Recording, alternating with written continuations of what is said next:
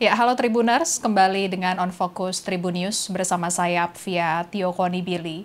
Tribuners, pemimpin Gereja Katolik Paus Fransiskus meninggal dunia pada Senin 21 April 2025 pagi di kediamannya di Casa Santa Marta, Vatikan. Paus Fransiskus wafat pada usia 88 tahun. Sebelum meninggal dunia, Paus Fransiskus sempat dirawat lantaran menderita penyakit pneumonia ganda yang serius. Dalam masa kepemimpinannya yang lebih dari 1 dekade, Paus Fransiskus berupaya melakukan reformasi besar terhadap institusi gereja Katolik yang kala itu tengah dilanda krisis, termasuk skandal pelecehan seksual anak dan konflik internal di birokrasi Vatikan. Paus Fransiskus juga dikenal sebagai sosok yang sederhana, yang menolak tinggal di apartemen megah Paus di Istana Apostolik seperti para pendahulunya. Dan Tribuners, terkait update prosesi pemakaman Paus Fransiskus, saat ini kita tersambung dengan Duta Besar Republik Indonesia untuk Vatikan, ada Bapak Trias Kuncahyono. Halo, selamat siang Pak Trias. Selamat sore, Tia. Ya, baik, sore ya Pak ya, di Vatikan ya Pak ya. Ini baru Selamat siang. saja kita mendengar kabar duka ya Pak ya, terkait dengan meninggalnya Paus Fransiskus. Bagaimana terkini situasi umat Katolik dan para peziarah di Vatikan, Pak, infonya Pak? Ya, kita mendengar berita Paus wafat pada pukul 07.35 tadi pagi ya. Dan kemudian berita itu sejam kemudian kira-kira sudah tersiar kemana-mana. Kita lihat televisi seluruh dunia sudah memberitakan, termasuk televisi di Indonesia, online dan semuanya. Saya menerima telepon begitu banyak telepon, tapi tidak satu pun sempat saya angkat, WA dan sebagainya, beritanya. Nah, tentu kabar duka itu membuat duka begitu banyak umat, begitu banyak orang, tidak hanya orang Katolik, tapi semua orang yang punya kehendak baik, semua berduka atas wafatnya Paus Fransiskus. Dan hari ini, pagi ini seperti hari sebelumnya, kan di Tata Suci di wilayah Vatikan, di lapangan Santo sedang ada banyak peziarah dari berbagai macam negara yang ingin masuk ke Porta Santa, pintu suci, karena ini adalah tahun jubileum yang terjadi 25 tahun sekali. Nah, karena itu berita duka itu tentu pasti saya pastikan membuat duka begitu banyak orang, begitu banyak umat peziarah yang ada di lapangan Santo Petrus ya. Hari ini sebetulnya Roma masih libur, Mbak. Masih libur. Ini hari Paskah kedua, jadi baik Roma maupun Vatikan meliburkan hari Senin ini. Jadi di mana-mana sebetulnya jalan-jalan sepi, tetapi berita duka ini yang menyebar ini telah membuat masyarakat keluar dan kemudian tentu bergerak ke arah lapangan Santo Petrus untuk mengetahui lanjutannya bagaimana lanjutan berita duka itu. Sekali lagi itu yang bisa ketahui. Terima kasih. Ya, baik Pak Trias. Kemudian apakah ada lokasi gitu Pak yang sudah diumumkan untuk kita dapat berkumpul mendoakan Paus di Vatikan, Pak? Saya rasa seperti di Indonesia ya. Indonesia tadi saya dengar dari Bapak Kardinal, Dekorasi Dabadi Bapak Kardinal, kalau di Indonesia misalnya besok hari Kamis akan ada misa di jam 6 sore akan ada misa di Katedral Jakarta. Tapi Bapak Kardinal cuma katakan misa duka juga akan di semua gereja di seluruh Indonesia. Nah, saya rasa itu juga terjadi di banyak negara di dunia ini. Juga di Italia ada begitu banyak gereja, ada banyak basilika yang menjadi tujuan dari para peziarah Porta Santa. Tentu di situ juga akan ada misa. Dan saya belum tahu pasti misa di Basilika Santo Petrus pukul berapa. Karena saat ini memang belum ada informasi yang diberikan dari pihak Tata Suci tentang misa di Basilika Santo Petrus. Tapi di tempat-tempat itu sudah ada dan mengikuti karena begitu banyak gereja, mereka akan mengadakan misa duka. Begitu. Tadi memang belum ada official statement gitu ya Pak ya, kapan tempat berkumpul untuk kita berdoa. Tapi apakah sudah ada sedikit bocoran terkait dengan apakah Paus Fransiskus akan dimakamkan seperti para pendahulunya di Basilika Santo Petrus Vatikan atau seperti apa Pak Trias? Kalau tempat berkumpul tentu di lapangan Santo Petrus, Mbak. Semua orang bisa jadi kumpul di situ ya, dan tentu juga karena Paus nanti tidak akan dimakamkan di lapangan. Paus kan meminta dimakamkan di Basilika Santo Petrus, ya, tapi di Basilika Santa Maria Maria. Maria Maggiore. Ya, itu yang Paus, ya. Kalau itu permintaan itu dilaksanakan, tentu akan Basilika Maria Maggiore juga akan menjadi titik kumpul orang untuk berdoa, kira-kira begitu, ya kan? Selain Basilika Santo Petrus, ketika sekarang ini jenazah masih ada di Santa Marta ini, ya. Dan nanti akan pindah di Basilika Santo Petrus, tentu komplek Basilika Santo Petrus, komplek Vatikan dengan lapangan Santo Petrus akan menjadi titik kumpul tentu di situ, ya, karena jenazah ada di situ. Nah, begitu. Dan tentang pertanyaan proses pemakaman, apakah seperti dengan yang lain-lain? Ya, Paus Fransiskus memang sudah meminta bahwa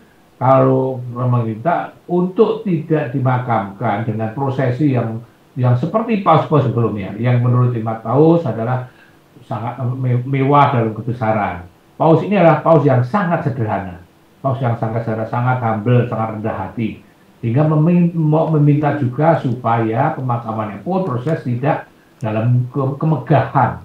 Paus meminta supaya proses pemakaman tidak dikurangi kemegahannya, tidak semegah waktu itu. Bahkan yang saya pernah baca, petinya pun tidak seperti peti yang lain, paus-paus yang tidak berlapis-lapis, ya kan, tidak berlapis-lapis, hanya kalau sudah lapis seng, tapi peti yang lain berlapis-lapis. Tapi ini Paus juga minta itu. Paus juga meminta tidak ditempatkan di panggung khusus jenazahnya itu seperti paus-paus yang lain. Jadi memang ada perubahan-perubahan berkait dengan proses pemakaman yang tadi saya sampaikan. Karena Paus menginginkan lebih sederhana dibanding yang sebelumnya, Paus yang sebelumnya. Karena apa? Tadi saya sampaikan, karena Paus di dalam memang sosok yang sangat sederhana. Paus-paus yang lain juga sederhana, kemudian ini lebih sederhana lagi. Kira-kira itu.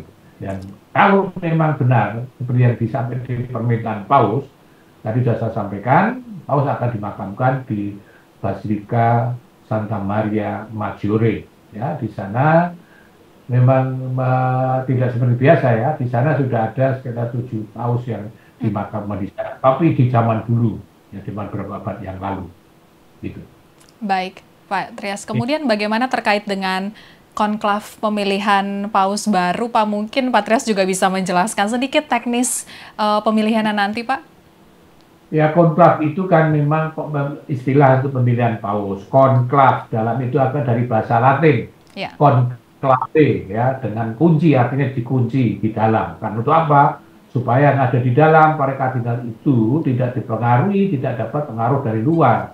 Jadi selama konklav mereka ada dalam ruangan Kapela Santa Sistina, di dalam situ mereka berkumpul di situ. Siapa yang berhak mengikuti itu konklav adalah para kardinal seluruh dunia yang berusia di bawah 80 tahun, ya.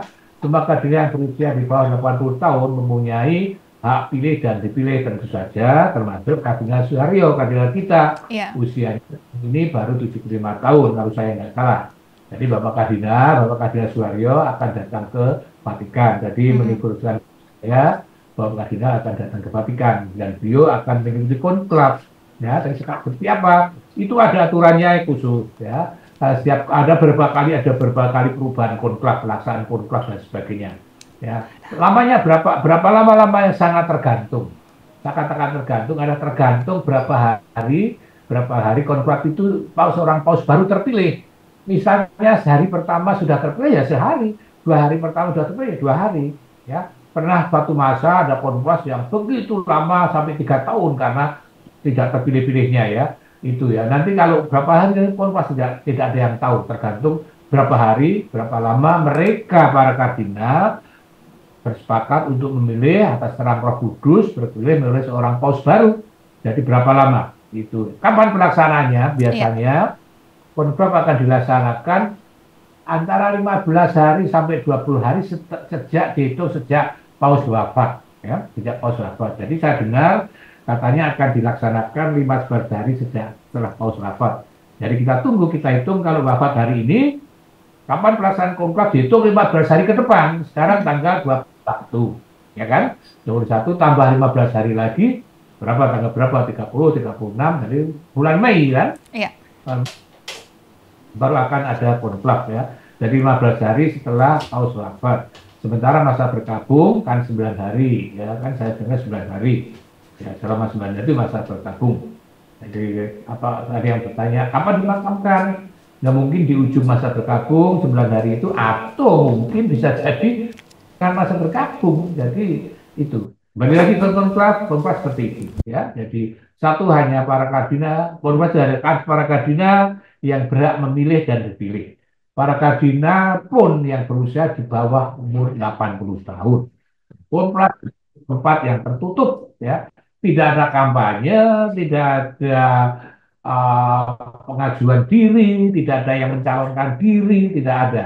Semua kardinal yang masuk ke ruangan ke Kapel Sistina ikut konfas mempunyai peluang untuk jadi paus. Jadi begitu banyak kardinal yang masuk, hanya satu yang keluar menjadi paus, itu nantinya seperti itu. Begitu. Baik, Pak Trias. Kemudian ini mungkin secara personal, Pak, beberapa tahun Bapak mengurus di sana sebagai perwakilan Indonesia di Vatikan. Bagaimana pesan Bapak, kesan dan mungkin ada pesan haru gitu, Pak, dari Paus Fransiskus selama masa hidupnya, Pak? Ya, saya hampir 2 tahun di sini, saya sejak 2023 Desember, tentu sangat terkesan, terkesan dengan para paus.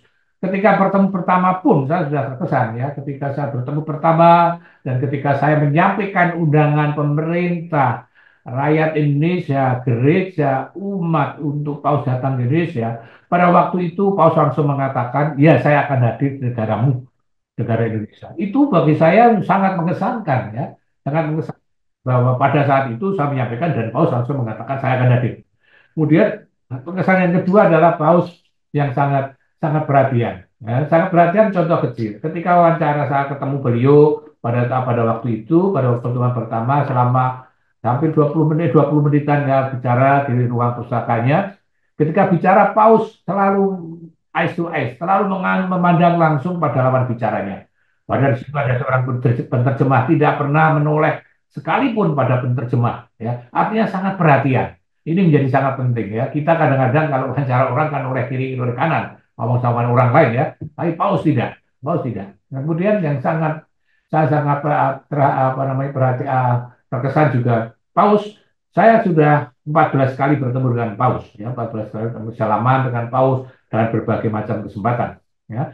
Tapi bagi saya Paus sangat mengesankan adalah Paus mengenal saya dalam arti begini. Ketika bertemu tuh yang berapa kalinya melihat saya langsung mengatakan, kamu ambasador Indonesia, langsung begitu. Kita ketemu lagi, ya.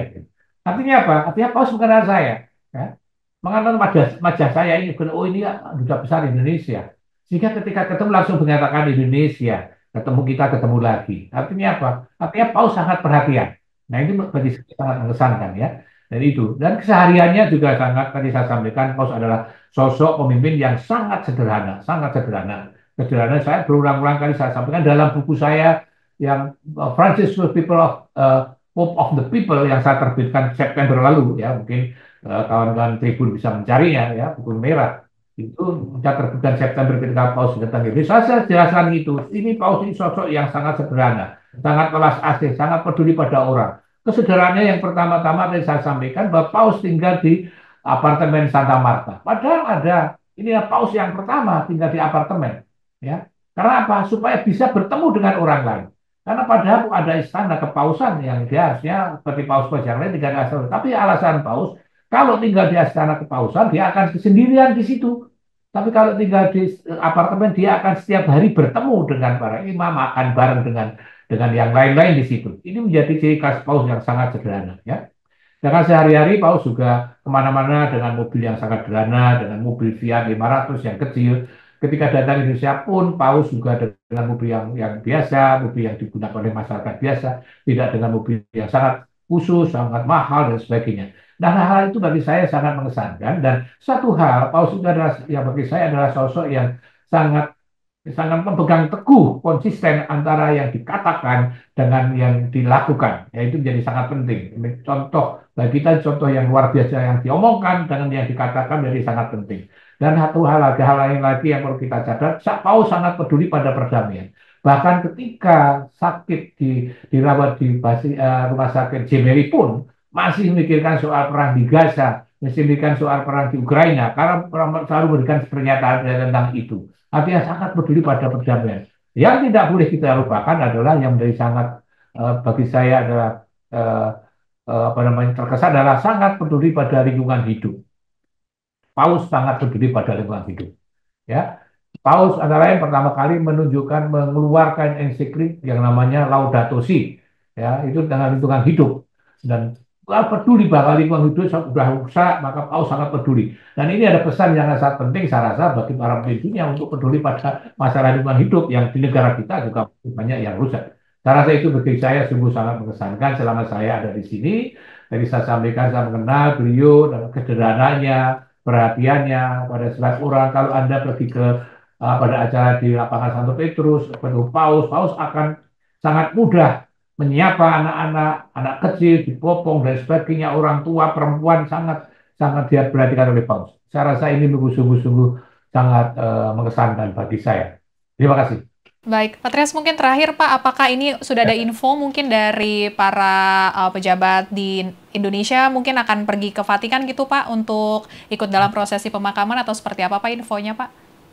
Ya, saya memang sudah tadi begitu mendengar Pak Paus Bapak, saya langsung mengabarkan ke Kementerian Luar Negeri kepada Bapak Direktur Jenderal Urusan Eropa dan Amerika, dan kemudian juga mengabarkan kepada Direktur Eropa, mengabarkan ke Paus Bapak, dan kemudian Pak Direktur Jenderal juga menyampaikan akan segera mengabarkan kepada Bapak Menteri Luar Negeri, Bapak Sugiono, dan juga akan mengabarkan kepada Bapak Presiden. Nah, siapa yang akan datang ke Indonesia, nanti saya masih menunggu kabar dari Jakarta. Barangkali nanti teman-teman dari Jakarta tahu lebih dulu ya, karena ada di Jakarta. Karena memang baru disampaikan ke istana oleh Bapak Dirjen dan di Bapak Direktur Jenderal, jadi saya masih menunggu petunjuk dan arahan-arahan dari Jakarta. Siapa-siapa nanti yang akan disampaikan. Terakhir tadi saya teleponan dengan Bapak Direktur Eropa, Bapak Sarnovic juga akan segera menyampaikan informasi dari Jakarta tentang siapa yang akan datang melayat ke Tata Suci. Yang pasti Bapak Kardinal tadi mengatakan pada saya akan hadir di Vatikan, ya akan hadir karena Bapak Kardinal akan mengikuti konklaf. Bapak Kardinal akan ya Bapak Kardinal akan hadir ikut konklaf dan kemudian Bapak Kardinal akan hadir di acara masa pemakaman itu. Kapan? Belum tahu, kan masih diurus. Nanti Bapak Kardinal juga belum tahu, tapi akan segera. Saya juga, Bapak Kardinal juga mengatakan akan memberikan informasi pada saya. Terima kasih, Mas. Informasi dan waktunya. Oke, semoga berguna informasinya. Iya. Terima kasih. Baik, itu dia Tribuners perbincangan kita sore ini terkait dengan prosesi pemakaman Paus Fransiskus dengan Duta Besar Republik Indonesia untuk Vatikan Bapak Trias Kuncahyono. Seperti yang tadi Pak Trias ceritakan, kalau misalnya sosok Paus Fransiskus memang sosok yang sederhana, nilai-nilai kasihnya selalu dipancarkan, nilai-nilai kesederhanaan ya, bagaimana tadi Pak Trias juga bercerita kalau beliau sudah beberapa kali, belasan kali bertemu dengan Paus Fransiskus dan selalu saat berbincang matanya ditata, penuh kasih gitu ya, penuh sayang yang selalu dipancarkan oleh Paus Fransiskus. Kita mengucapkan selamat jalan ya kepada Paus Fransiskus yang baru saja tutup usia. Terima kasih atas pelayanannya selama ini, pemimpin gereja yang menginspirasi dunia melalui kesederhanaannya. Sekian On Focus kali ini, berita terupdate lainnya dapat Anda saksikan di kanal YouTube Tribun News. Saya Apvia Tiokoni Billy, pamit undur diri, sampai jumpa.